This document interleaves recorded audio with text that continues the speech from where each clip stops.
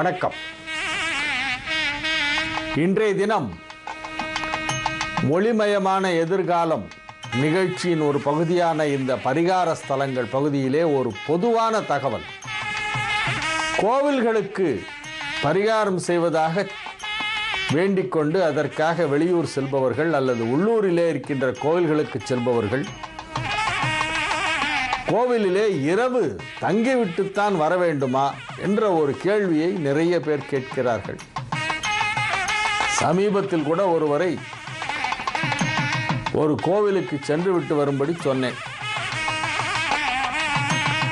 அவர் உடனே அந்த கோவிலில் நைட் ஸ்டே பண்ணணுங்களா அப்படின்னு கேட்டார்.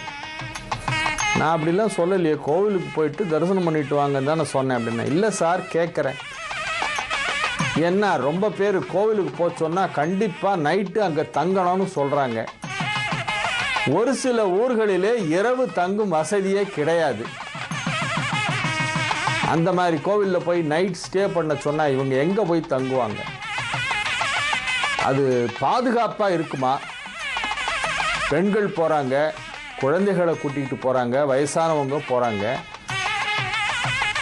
ஒரு சின்ன எந்த அடிப்படை வசதியும் இல்லாத ஒரு கிராமத்தில் இருக்கிற கோவிலுக்கு போய் சாமி கும்பிட்டுட்டு வாங்க அப்படின்னு ஒரு ஜோசியர் சொல்கிறார். அங்கே நீ நைட் ஸ்டே பண்ணோம் அப்படின்னா இவங்க எங்கே போய் தங்குவாங்க?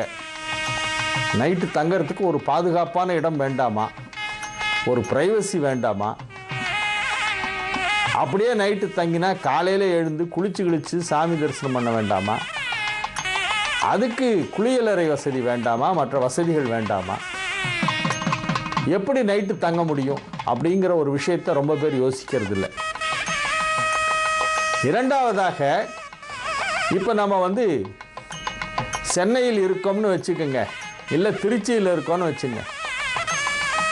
அங்கேருந்து ஏதோ ஒரு திடீர்னு தோணுது, நவகிரக ஸ்தலங்களுக்கு போகணும்னு நினச்சிக்கிட்டு போகிறோம். மயிலாடுதுறை, கும்பகோணம் அந்த சுற்று வட்டாரத்தில் இருக்கக்கூடிய நவகிரக ஸ்தலங்களுக்கு போகிறோம். இதை யாராவது நீ ஒரு கோயிலுக்கு போனாலும் நைட் ஸ்டே பண்ணோம் அப்படின்னு சொன்னால் அப்போ 9 நாள் 9 கோயிலையும் தங்கிட்டு வர முடியுமா? இது எவ்வளவு நடைமுறைக்கு ஒத்து வராத ஒரு விஷயமாக இருக்கிறது என்பதை நாம் சிந்தித்து பார்க்க வேண்டும்.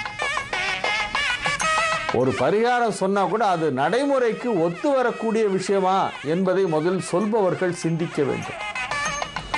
அதை செய்பவர்களும் அதை யோசித்து பார்க்க வேண்டும். நவகிரக ஸ்தலங்களுக்கெல்லாம் காலையில் 6 மணிக்கு கும்பகோணத்துலேருந்து வண்டி எடுத்துகிட்டு போனால் நைட்டுக்குள்ளே மறுபடியும் சுற்றிட்டு வந்துடலாம் 9.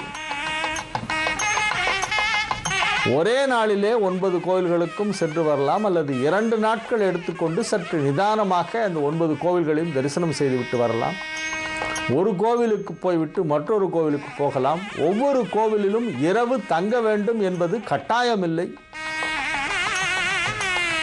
அது ஒரு சரியான வழியும் அல்ல. அப்படி சொல்வது முறையா என்பது எனக்கு சந்தேகமாக இருக்கிறது. ஒரு நண்பர் சொன்னார், காளகஸ்திக்கு போகணும்னு பார்க்குறேன், போகவே முடியல சார் அப்படின்னார். ஏன் சார் போக முடியல? பக்கம் தானே, சென்னையிலேருந்து காளகஸ்தி என்ன ஒரு 2.5 மணி நேரம் ஆகுமா? மிஞ்சி போனால் 3 மணி நேரம் தான் பயணம், போயிட்டு வந்துருங்களேன் அப்படின்னேன். இல்லை சார், அங்கே போனால் நைட்டு தங்கணுமா அப்படின்னார். யார் சொன்னாங்க உங்களுக்கு இந்த மாதிரி அப்படின்னா? இல்லை, எனக்கு ஒருத்தர் சொன்னார் அப்படின்னா. அது தவறுங்க, அப்படிலாம் கிடையாது. ஏதாவது ஒரு கோவிலுக்கு போய் அங்கே போய் சாமி வழிபாடு செய்ய வேண்டுமானால் கம்பல்சரியாக நைட்டு தங்கணுங்கிற ஒரு சட்டம் கிடையாது. அப்படி யாராவது சொன்னால் அது தவறு.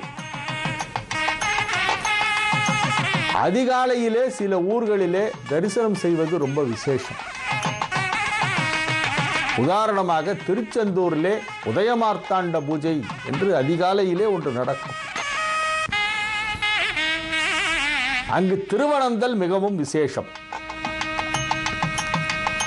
எர்லி மார்னிங் நடக்கிற அந்த பூஜை மிகவும் சிறப்பு வாய்ந்தது. அது எர்லி மார்னிங் கோவிலில் தரிசனம் பண்ணோன்னா கண்டிப்பாக முதல் நாள் போய் தங்கினாதான் முடியும். இப்போ திருப்பதியில் போய் சுப்பிரபாத தரிசனம் பண்ணோன்னா முதல் நாள் நைட்டு போய் தங்கினாதான் விடியற் காலையில் சுப்பிரபாத தரிசனம் செய்ய முடியும். அதே போல் குருவாயூரில் காலங்கார்த்தால நட திறந்த உடனே முதல் தரிசனம் பார்க்கறது ரொம்ப விசேஷம். குருவாயூரப்பனை விடிகாலம்பர தரிசனம் பண்ணால் ரொம்ப நல்லது. நான் கூட குருவாயூருக்கு போயிட்டு வாங்கன்னு சொல்கிறவங்களெல்லாம் சொல்லுவேன், தங்குங்க, அங்கே காலையில் 4 மணிலேருந்து ராத்திரி 10 மணி வரைக்கும் இருந்து தரிசனம் பண்ணால் ரொம்ப நல்லது அப்படின்னு. அந்த அதிகாலை தரிசனம் ஒரு சில கோவில்களிலே சிறப்பு வாய்ந்தது, முக்கியத்துவம் வாய்ந்தது என்பதால் அது போன்ற கோவில்களுக்கு செல்லும் பொழுது முதல் நாளே அங்கு போய் தங்கி இருந்தால்தான் அதிகாலையில் தரிசனம் செய்ய முடியும் என்கின்ற ஒரு காரணத்திற்காக வேண்டுமானால் அப்படி சொல்லலாமே ஒழிய, நீ எந்த கோவிலுக்கு பரிகாரம் பண்ண போனாலும் அங்கே ஒரு நாள் நைட் ஸ்டே பண்ணணும் அப்படிங்கிறது அர்த்தமற்றதாக இருக்கிறது, நடைமுறைக்கு ஒத்து வரக்கூடியதாகவும் இல்லை. அப்படி செய்ய வேண்டிய அவசியமோ அல்லது கட்டாயமோ எதுவும் இருப்பதாக தெரியவில்லை. அப்படி எந்த சாஸ்திரமும் சொல்லலை, நீ எந்த கோவிலுக்கு போனாலும் ஒரு நாள் தங்கிட்டு தான் வரணும்னு. ஒரே நாளைக்கு 10 கோவில் 15 கோவில் எல்லாம் ஆன்மீக சுற்றுலா அழைத்து செல்கின்றனர்.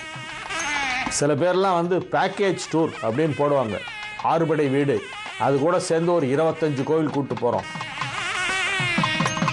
ஒரே நாளில் 5 நரசிம்மர் கோவில் கூட்டு போகிறோம்.